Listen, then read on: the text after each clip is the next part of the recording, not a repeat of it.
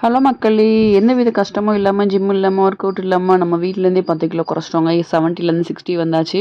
இப்போ வந்து 30 days weight loss பண்ணிட்டுருக்கோம். நம்ம வந்து 59 பாயிண்ட் சம்திங்கில இருக்கோங்க. அன்னைக்கு மார்னிங் பார்த்தீங்கன்னா, நான் என்ன எடுத்திருக்கேன்னு பார்த்தீங்கன்னா, புரோட்டீனுக்காக பச்சை பயிறு தான் எடுத்திருக்கேன். இன்னைக்கு வந்து டே வந்து 24 ஆயிடுச்சுங்க. இன்னும் ஒரு 5 நாள் தான் இருக்குது நம்ம வெயிட் லாஸ். ஆனா இப்போ தான் எனக்கு ரொம்ப கிரேவிங்ஸ் அதிகமா இருக்கு. நார்மலா கூட இருந்துடலாம் போல. டேட் நெருங்க நெருங்க நெருங்க எனக்கு என்னமோ ரொம்ப ஒரு மாரி ஸ்ட்ரெஸ் ஆகுது. அதனால இன்னைக்கு பச்சை பயிறு தான் ஊற வச்சு வேக வச்சு எடுத்துகிட்டு போயிருந்தேன் ஆஃபீஸ்க்கு. ஆனா வந்து எனக்கு ரொம்ப கிரேவிங்ஸ் அதிகமாயிருச்சு. ஏதோ சாப்பிடணும் போலயே இருந்தது. காரமா சாப்பிடணும் போல, சட்னி சாப்பிடணும் போல அந்த மாரி இருந்துச்சு. அதனால வந்து இது தோசையும் ஒரு முட்டையும் வாங்கிட்டு வர சாரி தோசையும் ஒரு ஆம்லெட் வாங்கிட்டு வர சொல்லியிருந்தேன். அவங்க வந்து முட்டை தோசை மாரி வாங்கிட்டு வந்துட்டாங்க போன பசங்க. முட்டை தோசையும் ஒரு சின்ன வடையும் சாப்பிட்டேன் மக்களே. என்ன பண்ணுறது, கிரேவிங்ஸ் அதிகமாக இருக்கும்போது நம்ம சாப்பிட்டு நம்ம கூல் பண்ணிக்கணும். ஆனால் ரொம்ப அளவுக்கு மீறி போகாமல் ரொம்ப கொஞ்சம் கண்ட்ரோல்டாக பண்ணும்போது நம்ம கொஞ்சம் மெயின்டைன் பண்ணலாம். ஓகேவா? அன்றைக்கி வந்து ப்ரோட்டீனுக்காக பச்சை பயிறு எடுத்துகிட்டு போயிருந்தேன். அப்படி இருந்தும் முட்டை தோசை சாப்பிட்டேன் மக்களே.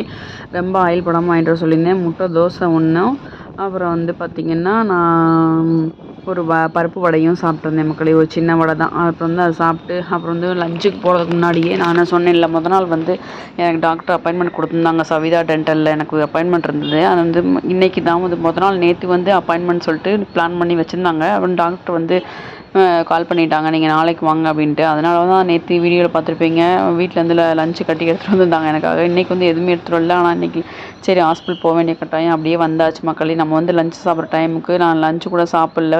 கொண்டு போன பச்சை பயிறு வந்து கொஞ்சம் பிரேக்கில் கொஞ்சம் சாப்பிட்ருந்தேன், அதை எடுக்க முடியல. சாப்பிட்டு ஒரு டீ குடிச்சிருந்தேன் 11 மணி போல். அப்புறம் வந்து லஞ்ச் டைம் அப்போ தான் நம்ம வந்து ஆஃபீஸ் முடிகிற டைம் இல்லையா, 3 வந்து அப்பாயின்மெண்ட் கொடுத்துருந்தாங்க. 3 வந்து நாங்கள் இங்கே சவிதா டென்டல் வந்து வந்துவிட்டோம். இது வந்து பார்த்திங்கன்னா எங்கே இருக்குன்னா, இது அந்த அரவிந்த் ஐ ஹாஸ்பிட்டல்ஸ், அதில் அரவிந்த் ஐ ஹாஸ்பிட்டல் இருக்கும் இங்கே பூந்தமல்லிக்கிட்ட. அந்த இடத்துல தான் வந்து நம்ம சவிதா டென்டல் காலேஜின்னு சொல்லிட்டு மெடிக்கல் காலேஜோட ஹாஸ்பிட்டல் இது. நீங்கள் இங்கே நிறைய பேர் போயிருப்பீங்க கண்டிப்பாக. இங்கே போகாதவங்க இருப்பீங்க, வெளியூரில் இருக்கவங்களாம். கண்டிப்பாக இங்கே இருக்கவங்களுக்கு தெரிஞ்சிருக்கும். ஓகேவா? நான் இங்கே வந்து ஒரே ஒரு ரூட் கேனலுக்காக கிட்டத்தட்ட படாத பாடுபட்டேன்னு சொல்லலாம். என்ன பண்ணுறதுன்னு தெரியல. அது ஒரு வீடியோவாகவே நான் வந்து போடலான்னு இருக்கேன். ஆனால் வந்து நல்லா பார்ப்பாங்க. ஆனால் வந்து ரொம்ப மாதிரி எப்படி சொல்கிறது, நீங்கள் வெளியில் 2 சிட்டிங்கில் பார்க்க வேண்டியதை இங்கே வந்து 20 சிட்டிங் கூட ஆக்கிடுவாங்க. அந்த அளவு இழுத்தடிச்சு லேட் பண்ணி நம்ம நோகடிச்சு நொந்து நூடுல்ஸ் ஆகுற அளவுக்கு நம்மளை வந்து பண்ணுவாங்க மக்களே. இப்படி தான் வந்து அந்த டே வந்து எனக்கு போச்சு.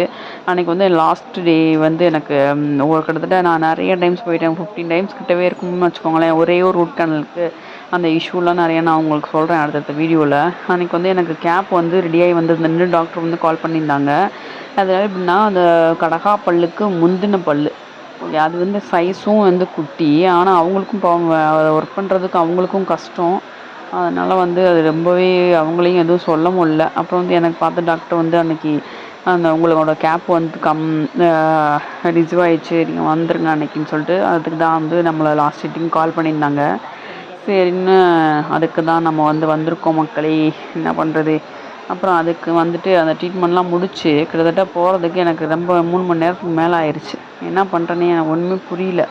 அதனால் வந்து எனக்கு ஆனால் வந்து அன்றைக்கி லஞ்சு வந்து கொஞ்சம் பச்சை பயிறு கொஞ்சம் பிரேக்கில் சாப்பிட்டனால எனக்கு வந்து கொஞ்சம் எனர்ஜி இருந்தது.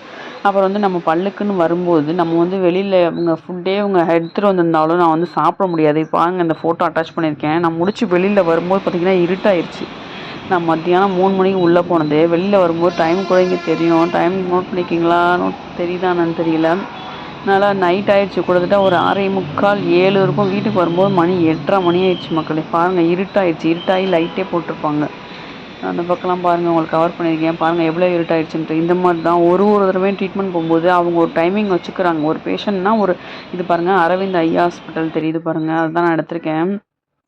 கிட்டத்தட்ட ஒரு பேஷண்ட்னா கிட்டத்தட்ட ஒரு 3 ஹவர் 4 ஹவர் அவங்களுக்கு வந்து ஸ்பெண்ட் பண்ணணும் அப்படின்ட்டு அவங்க ஒரு கால்குலேஷன் வச்சுக்கிறாங்க. அதை வந்து கவர் பண்ணுறதுக்காக நம்மளை வந்து வெயிட் பண்ண சொல்லி நீங்கள் போயிட்டு ஒரு 10 நிமிஷம் கழிச்சு வாங்க, நீங்கள் இந்த ப்ராசஸ் முடியணும், ஒரு 40 மினிட்ஸ் கழிச்சு வாங்கன்ட்டாங்க.